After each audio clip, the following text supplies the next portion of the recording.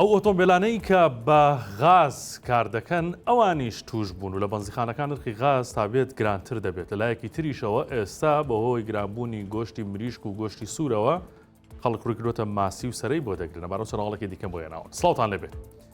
هەر بەیانیەک خەبەرت دەبێتەوە شتێک گران بووە. شۆفێران تۆزێک دڵیان بە غازەکە خۆش بوو، ئەویش گران بوو.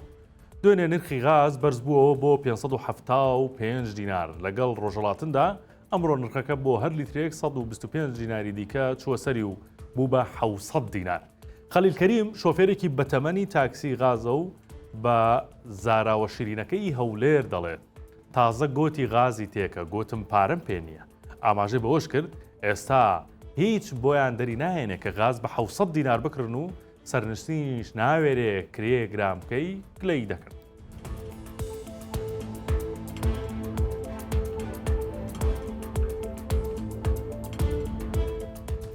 هێشتاکردنەوەی قوتابخانە عیامێکی ماوە کەچی دیسان بۆ جلوبەرگۆڕین. کاسبکاران هاواریان لێ بەرز بووە. ئەوە تا بڕیاری وەزارەتی پەروەردەی هەرێم بۆ دەستنیشانکردنی جلوبەرگی قوتابیان بۆ ساڵی نوێی خوێندن لە کەرکووکەوە ناڕەزایی فراوانی لێکەوتەوە و دوکاندارانی بازاڕی حەسیرەکەی ئەو شارە لە دژی ئەو بڕیارە لە دوکانەکانیان هاتنە دەر و گردبوونەوە و دەڵێن زەرەرمانە. وەک بەشێک لە دوکانداران قسەیان بۆ 964 کردووە، ئەوان ئەو بڕیارەیان بە تاخیری پێگەیشتووە و پێشتر ئامادەکاریان بۆ ئەو جۆرە جلوبەرگەی دیکە کردبوو.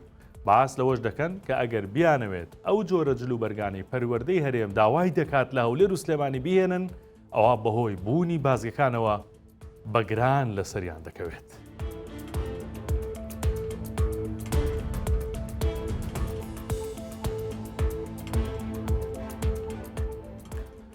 نۆرەی بنزین کەم نەبوو، نۆرەی ماسیکڕینیشی هاتۆتە سەر. گرانی نرخی گۆشتی سوور و هەرزانی نرخی ماسی وای کردووە هاوڵاتیان ڕوو لە کڕینی ماسی بکەن و ماسی فرۆشێک دەڵێت خەڵکمان تێرماسی کردووە. هەرزانی نرخی ماسی وای کردووە خواستێکی زۆری لەسرە لەلایەن هاوڵاتیان و نۆرەی بۆ دەگرن. هەر کیلۆیەک بە 3500 دینار دەفرۆشرێ. کۆچەر ئەحمەد ماسی فرۆشە لە یەکێک لە شەقامەکانی کەلار.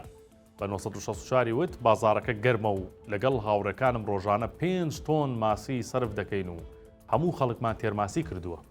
ئەو ماسی فرۆشە ئاماژەی بەوە کرد ئەم هەرزانیە هەر چەند ڕۆژێکی دیکەیە وردە وردە خەریکە نرخی ماسیش گران دەبێت، چونکە دەبرێتە شارەکانی عێراق و ئەوەش کاریگەری لەسەر نرخ دادەنێ.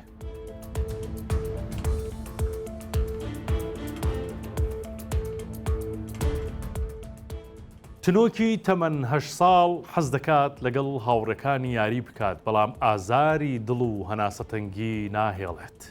ئاواتی ئەوەیە چاک ببێتەوە و چارەسەریشی لە دەرەوەی وڵاتە. تنۆک محەممەد کیژۆڵەیەکی جوان و سەلارە، نەخۆشی دڵ و سیەکانی هەیە، وەک لە راپۆرتی پزیشکی باسکراوە دەماری سستە.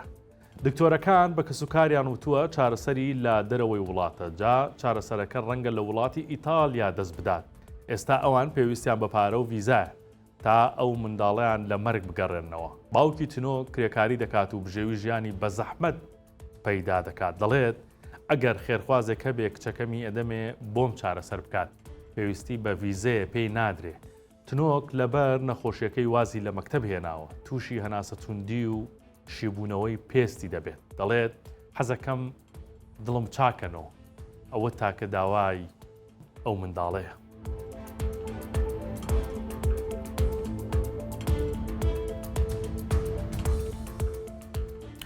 ئەمە هەواڵەکان بوو، کاتێکی شات بۆ هەموو لایەک.